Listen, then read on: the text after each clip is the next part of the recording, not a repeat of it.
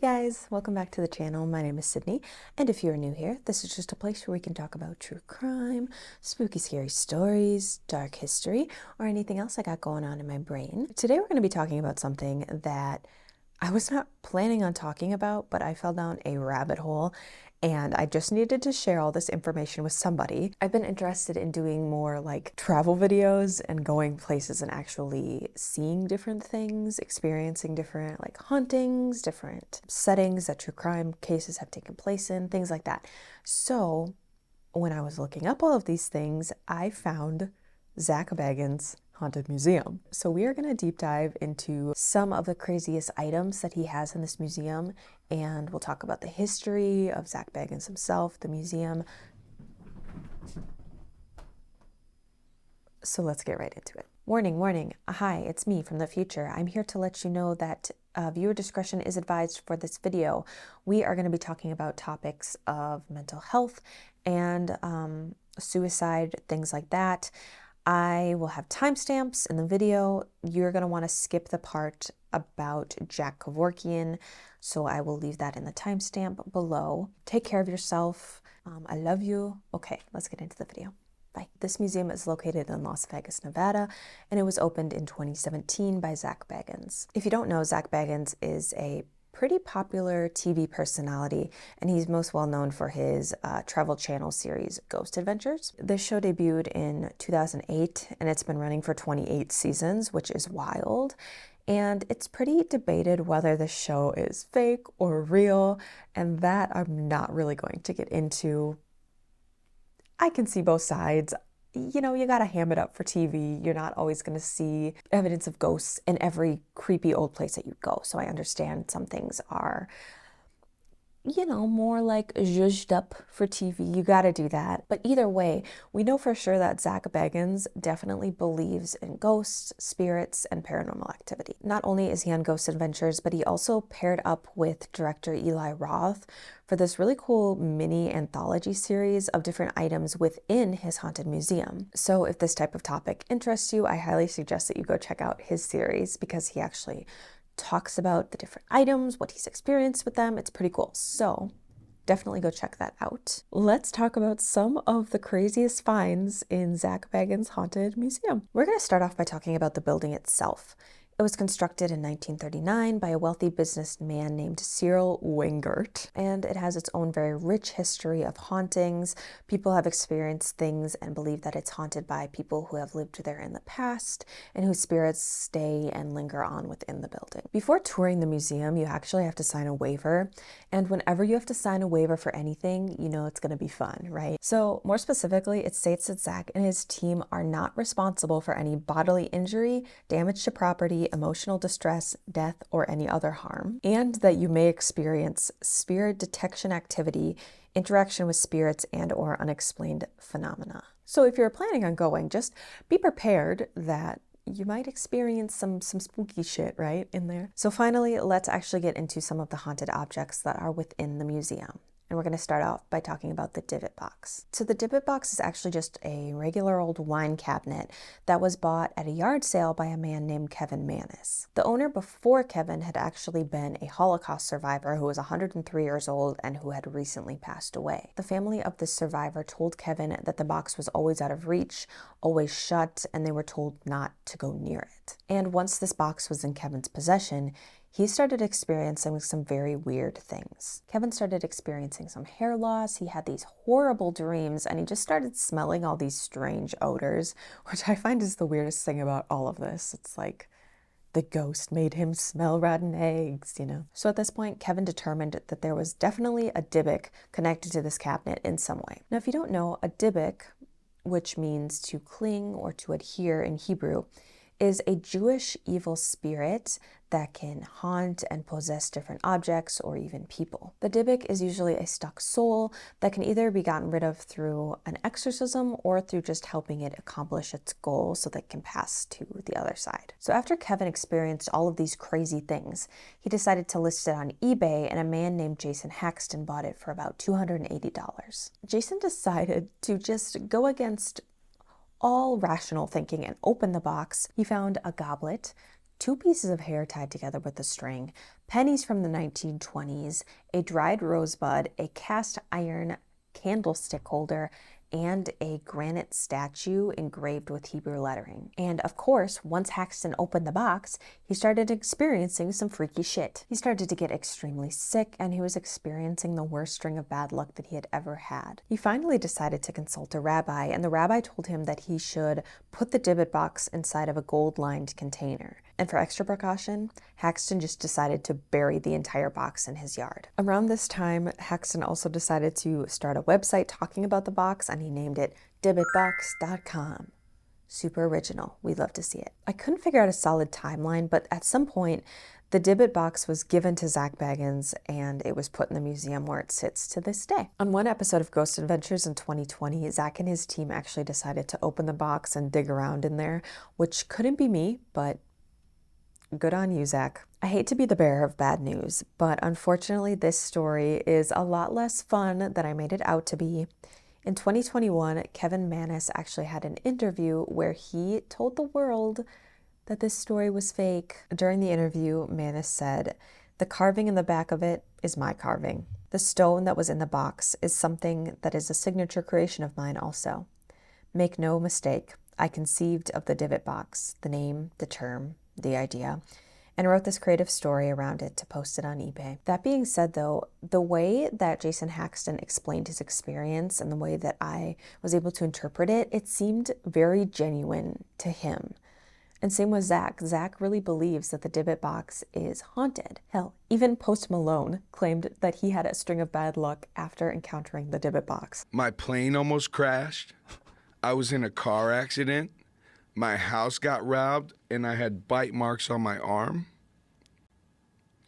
And he hit the wall like I've never seen someone in fear so hard as whenever he touched it.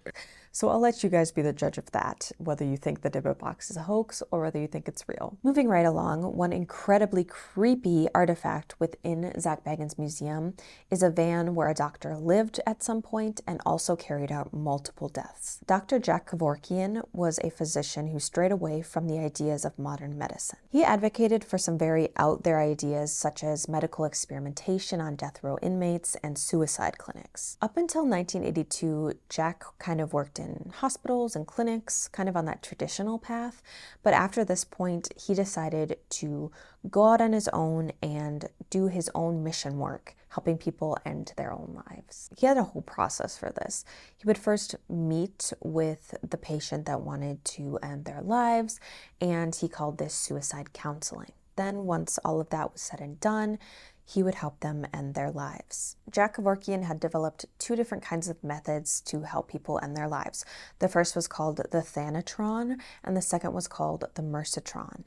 And both of these could be easily moved in and out of his van. The Thanatron was a machine that with just the push of a button could deliver 3 toxic drugs to a patient through an IV. The drugs that were used were sodium thiopental, which was a sleep-inducing drug, pancuronium bromide, and that was to paralyze the patient, and potassium chloride, and this was to stop the patient's heart almost immediately. The Mercitron was used after Zak Kevorkian's medical license was revoked, because obviously after people found out that Zak was using his medical license to buy drugs to kill people, yeah, of course they were going to take away his medical license. So that is when he switched over to the Mercitron. This method took a lot longer, almost 10 minutes to kill the patient, and it was simply just a gas mask connected to a tank of carbon monoxide. Like, if these patients are already in pain and you are like going to be, Dr. Death, you're going to be the angel of mercy or whatever, you're going to try to kill these patients in a dignified way, maybe like taking 10 minutes to kill them isn't the way to do it. It can't be like a comfortable death if you are taking 10 minutes to kill somebody. I don't know. Maybe that's a controversial take, but it's important to note that with both of these instruments, the Thanatron and the Mercitron, Zak Kevorkian would simply set up the machines and the patient would be the one to either push the button on the Thanatron or to twist the gas on the Mercitron. Kevorkian's lawyers later stated that between the years of 1990 and 1998, Jack had assisted 130 people with their suicides inside of his van. That being said, there was some evidence that proved that some of Jack's patients were not actually terminally ill, and that the counseling that Jack provided was very minimal. This proved to be extremely concerning because it appeared that at some times between the time that Jack met the patient and the time that they were dead was less than 24 hours. How can you provide proper counseling and make sure that this is the right decision in less than 24 hours? Doesn't really add up, you know what I'm saying? Not only that, but these briefings that Kevorkian had with his patients did include any kind of mental health evaluation, and he didn't even ask for their full medical history or records. So I don't know how he was proving that these patients were A, terminally ill, and B, in the right mind to make this decision. From the very start of Kevorkian's career, he was always under the careful watch of the law. There were multiple times when he had gotten arrested, but he had somehow gotten off the hook for all of it. Even during the time when he was killing people in his van, he was still getting away with it. But all of that came to an end when Zak Kevorkian appeared on an episode of 60 Minutes. Dr. Kevorkian says that's what he did to Tom Yoke, a victim of Lou Gehrig's disease. In a few minutes, you will actually see Dr. Kevorkian end this man's life. Hi, it's editing me here. I'm just popping in here to clarify a few things. The first thing I want to clarify is that the images that you're going to see throughout this part of the video actually do not show this Lou Gehrig's patient dying. I'm not going to subject you to that. It's on the internet. It's on YouTube if you want to go see that yourself. I'm not going to show that here just because I don't want to ruin your guys' day completely. So I'll just show the before. I'm not going to show the after, obviously, either. The other thing I want to clarify is obviously assisted suicide is a very controversial topic that I'm not going to get into in this video. But obviously, as I'm doing a little bit more research on the back end, I'm realizing that Zak Kevorkian actually released this tape to 60 Minutes as kind of a stance on his beliefs. So the police didn't really catch him. He gave willingly the evidence of him killing this patient as kind of like a what are you going to do about it thing. I just want to clarify that yeah, back to your regularly scheduled programming. This episode actually showed a man dying in the hands of Zak Kevorkian, and there was some very important evidence that was caught while filming this, and that was that Zak Kevorkian himself, he administered the lethal injection. Police finally had the proof that Jack was administering lethal drugs to people. And it was all caught on camera. Zak Kevorkian was charged with second-degree murder and the administration of a controlled substance. He was charged 10 to 25 years in prison. There's something almost ghoulish in your desire to see the deed done. Well, it could be. I can't argue with that. Maybe it is ghoulish. I don't know. It appears that way to you. I can't criticize you for that. Mm-hmm. So most of the items in the museum were just simply bought by Zak Bagans, and this one is no different. Zak purchased the 1968 Volkswagen van in 2015. And if you're interested, he bought it for about $32,500, which for a van with that much history is kind of a steal, I guess, if you're into that. According to the museum's website, this is a paranormal activity hotspot. A lot of people experience seeing dark shadows, and women are prone to fainting when they're around this van. The last artifact we're going to be talking about from this museum is the actual staircase from the Amans family demon house. This normal, average family moved into this rental property in Gary, Indiana in 2011. The family consisted of Latoya Amans, her 3 children, and Latoya's mother, named Rosa Campbell. The first sign that the family was in trouble had to be the flies. They started swarming the family's porch in December of that year, and no matter what the family did, they could not get rid of these flies. And from there, things just got more and more intense. The family would hear footsteps and creaking doors. They would see shadowy figures, and one time Latoya said that she actually saw a male boot print in her living room. There was an instance where Latoya's daughter was levitating off of her bed during a sleepover.